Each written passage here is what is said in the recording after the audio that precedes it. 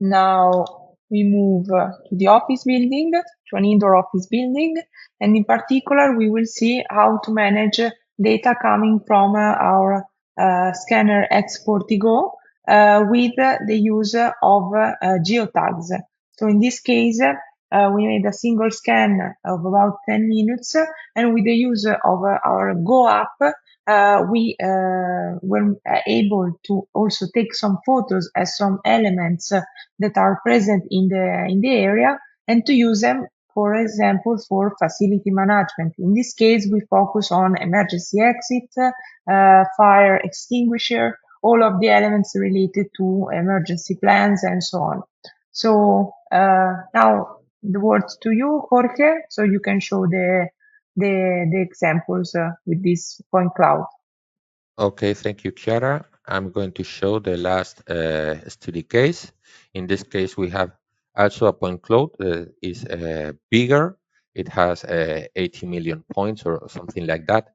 So the first step, as we have seen before, is to reduce the amount of points and also to remove all the noisy or the not well scanned areas that we understand that are not part of the job. So, for example, with simple tools like polygon selection, we can select those areas and remove it quickly and easily. So I have also resumed this video in order to be faster and to avoid things that we have seen before, like is removing all the points that are inside some areas that are not of interest for us. We can see here that the initial point cloud has 87 million points, and at the end we have only a clean point cloud of 23 million points. Now we are going to show the automatic classification for indoor scenes. We have trained the model of artificial intelligence to recognize different elements of an indoor point cloud. So we have selected only a part of the point cloud that have the ceilings, the walls, the floor, and also mobiliary or elements like chairs and tables and also windows. So the first thing we do is in this point cloud that is unclassified to create the categories that we are going to map from the artificial intelligence algorithm to the last categories that are the categories that our application is able to understand. So we can see that we have not categories yet. So we configure the automatic classification that is a beta feature, as I have said before, to select the indoor model and to map the classes that this model is able to recognize. Once the process finish, we will see that we can see this point cloud using the categories. So we are able to hide some of these categories in order to have a better look. In this case, we can see inside removing the ceiling or hiding the ceiling, so we can check that the tables and the chairs and also the windows are classified. The white points are unclassified points that the model is unable to classify, but we will try in the future to have better classifications with more elements. Now we are going to share to show how to classify but manually. The question is that, as we have seen in the case before, we have classical techniques or methods to select, like this one that is select by elevation. So we have developed a quicker way to do this kind of selection of flat areas or plain areas that only clicking once, the application is able to recognize the plane that is in the clicked area. So you can select it very quickly. So you get all the ceilings, for example, and you choose this classification and set the classification for this selection. In the same way, We can do that for the floors, and even something that we can do with elevation selection is to select the walls. This way, we can select the same tool of estimated plane, and using this tool, we can select all the walls that are more or less planar. Okay, we assign this classification, and next we go to do the selection of the interior elements of the point cloud. In this case, we can see that hiding the ceiling and the floor, we are able to watch that there are tables and chairs. Using the vicinity selection tool, we can select elements that are connected and are very close, the points in this group of points. So this way, automatically and later manually fixing the errors or the things that are not uh, classified, we can do a full classification of the point cloud. We can see a preview of the structure that is the objective later to do a CAD drawing. Now, we are going to show you the geotags functionality of the application. This is the point cloud, and we are going to insert or create a new geotag, and this dialog is shown where the user can set the name, a type or class of tag, description, and also can include an image or a document or even a web page uh, to access the information related to this geotag. We can edit this or add or change some of these properties.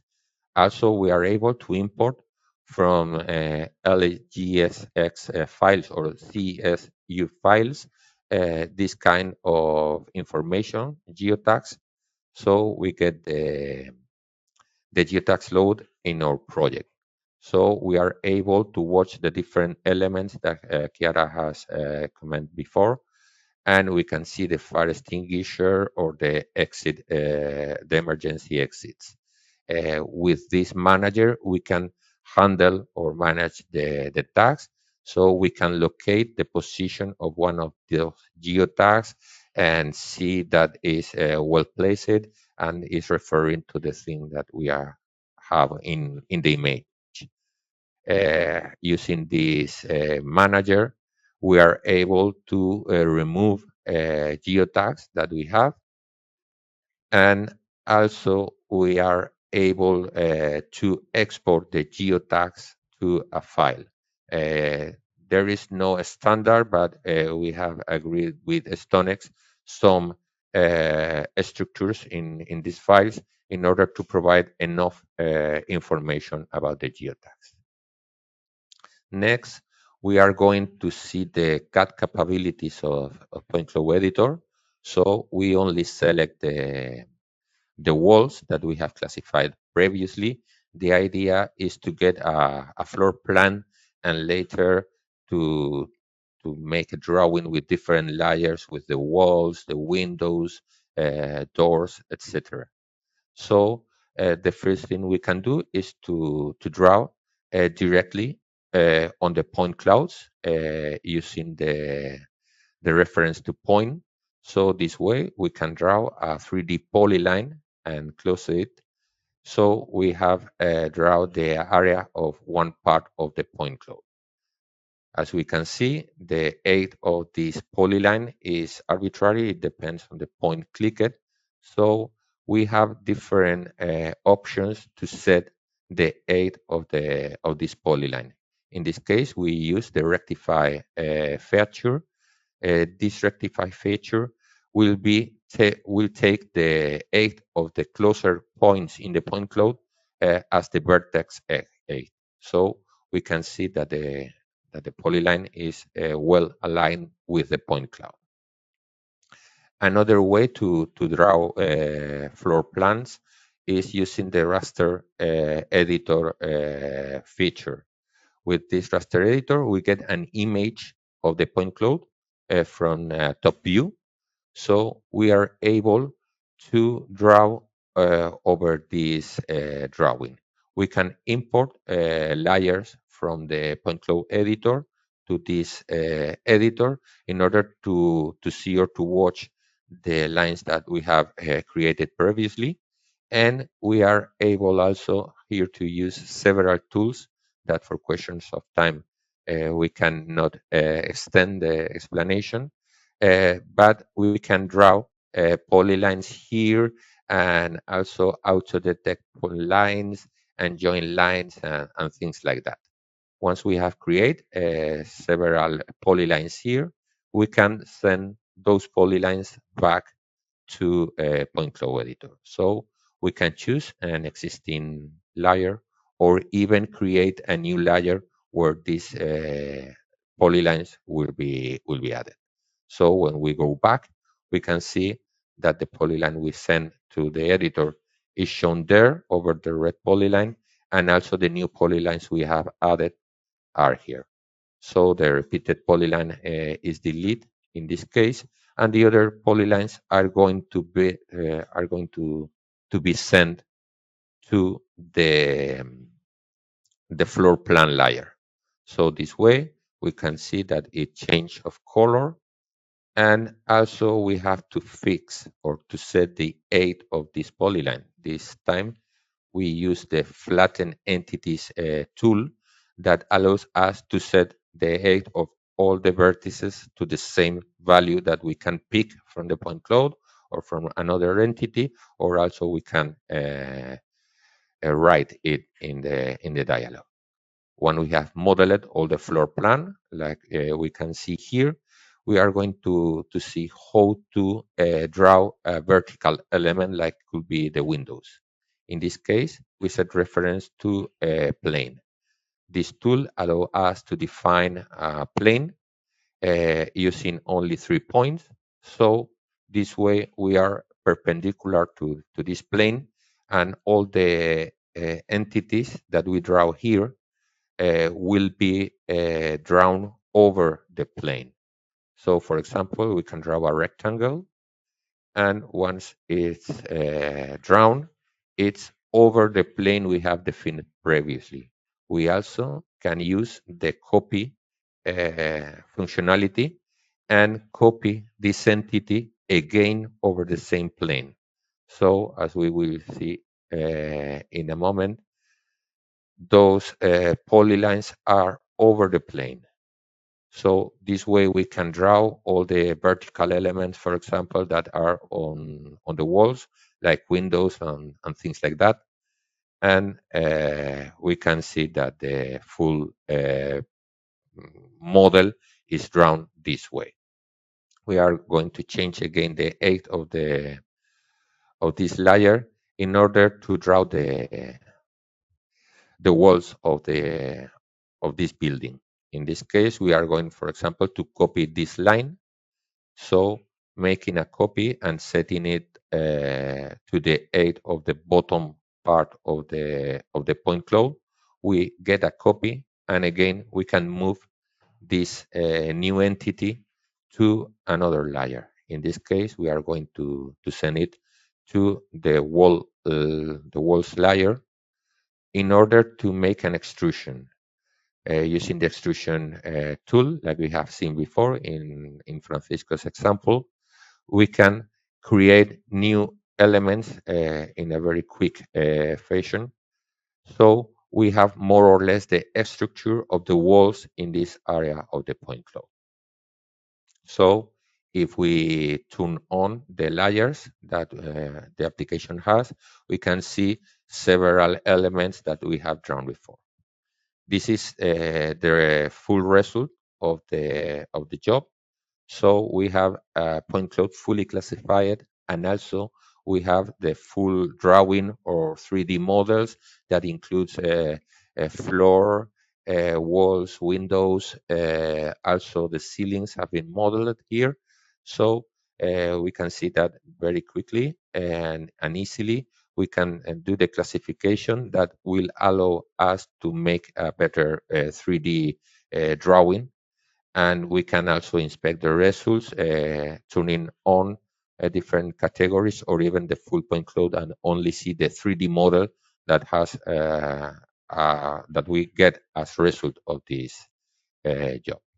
So the application allows us to export the drawing or the CAD drawing that we have created, and even it allows to import another drawing. So if we have a scanned building and also we have the drawing that has been planned before, we can compare if the 3D model of the drawing uh, is the same as the reality that we have captured with the scanner. So this time we are going to show that we can import that and the result is the same because the save and load capabilities of the application works. Also, the application has a functionality to connect to a CAD drawing, to a CAD application where we can interact and sending or transferring entities or layers or even setting the same point of view.